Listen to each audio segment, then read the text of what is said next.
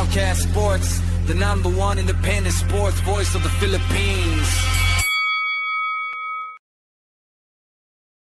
Yo, what's up? Good morning po sa inyong lahat. Pag-usapan natin ngayon mga trade chismis, no? Welcome sa Paukas Chaos Central ng NBA, no? Parang pasabog na utility bill. Ang bahal kasi ng utility bill ngayon, no? Maraming mga rumors, mga trade deadline everywhere, no? Singit natin si Giannis Antetokounmpo, yung usapan na literally, no, ng mga franchise ngayon, Giannis Antetokounmpo, syempre, lahat ng franchise sasabihin, mas okay ka sa amin. Pero pagdating ng offer, naku, back to Milwaukee Bucks muna.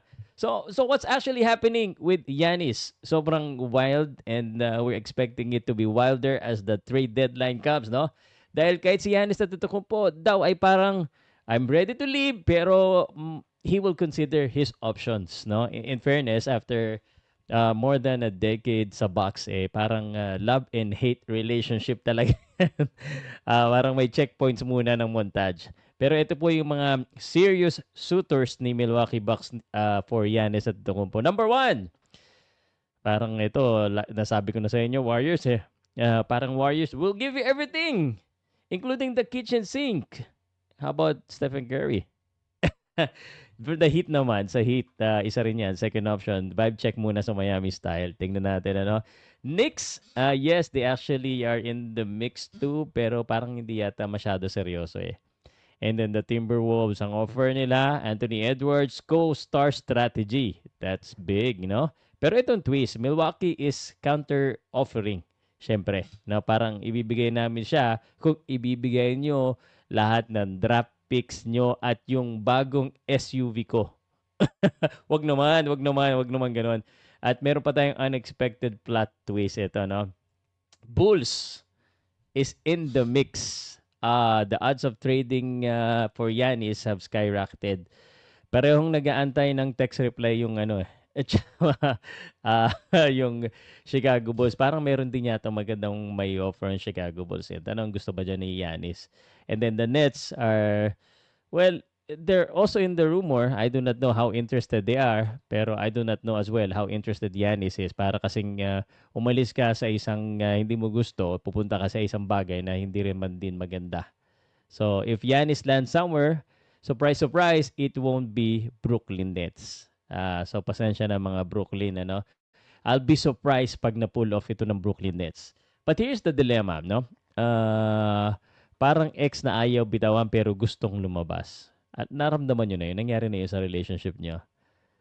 So Bucks had ganyan talaga pag Pilipino, you know, merong problema sa F at saka P at saka sa Bucks.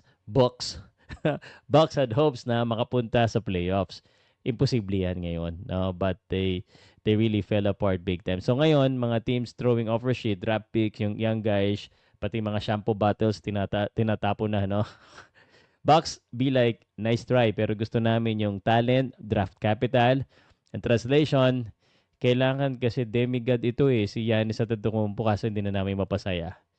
So ang tanong, kung ang Bucks hindi bitawan si Giannis Antetokounmpo, sa tingin nyo, magiging demigod pa rin yan. Baka naman pumangat laro niya dahil di na siya masaya. So, I think if I am gonna tell you my point of view, let's say for example sa Warriors, sabi ng Warriors we want Giannis with extra price, but talaga unfortunately I do not think they can afford Giannis Antetokounmpo.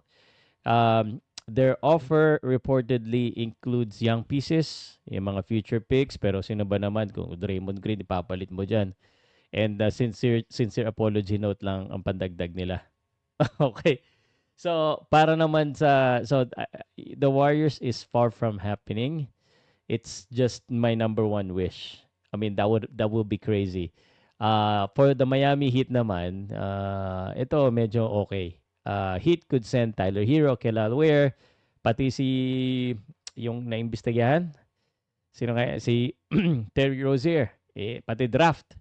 If it happens, this might actually be a strong contender. Sa tingin ko lang kasi parang ang hina ng negotiation table ng Bucks, no. Buti pa si Parang kay ano pala, parang kay Luka Doncic. Biro mo kasi Luka Doncic pinalitan ng pilay. Anyway, Knicks. Yeah, New York Lights talagang syempre big man, big dreams. Pag New York Knicks, ibang klase ka diyan, ano? I do not know who they're gonna give. Karl Anthony Towns? Oh my gosh. O yung lahat ng players except for Karl Anthony Towns and Jalen Bronson. So, yun. No, yun ang isa sa naririnig natin. And then the Wolves, of course. Wolves. Um, Giannis Edwards. Sino yung bibigay ng Wolves? May mga draft ba ang Wolves? Actually, ako ang prediction ko talaga, the closest para sa Milwaukee Bucks yung Miami Heat. Miami Heat. Parang hindi bagay si Giannis Antetokounmpo sa Heat, no? So anyway, hintay-hintay na lang natin malapit na yan. Pero yan po yung mga pinakamalalapit na pwedeng matrade si Giannis Antetokounmpo. Si LeBron James. LeBron James matitrade ba? Ha? While alam mo yung hottest topic kasi si Giannis. LeBron James is quietly in his endgame vibes. 41 years old, just been named All-Star again, and record-breaking stuff. But even at 41, proof na hindi pa siya ready mag-retire. Like your favorite tita na nagsusumba pa every day. Yan si LeBron James. Lakers might move LeBron, not today. Maybe after the season. Ang fantasy homecoming kasi yung naiisip ng mga tao. Pero parang ang pangit pag iti-trade nila ngayon, no? So, but I think the Cavaliers is still interested in a reunion. Iba talaga pag meron kang first love na mahal ka. Parang yung Cleveland Cavaliers, mahal na mahal si LeBron James. Parang mapapasama na dyan si Bronny James sigurado. And again, let me remind you, if LeBron James wants to be traded, he can be traded. But if he doesn't want to be traded, there's the protection, the no trade clause. So in short, most probably Giannis is going to be traded. Actually, mayroon pa mga stars na matitrade pero hindi yan ang topic natin today. Yung mga Ja Morant, sa tingin ko baka matrade din yan eh. Yung LeBron, he's not going anywhere, at least not yet. He may be finishing his run in Lakers before going back to his hometown to rest and to finish off his career the way it started. Yun ang masasabi ko. So, Miami Heat, Knicks are the two closest for me for Giannis Antetokounmpo. But let me know yours. Okay. Shit, sino pa kaya matitrade dito?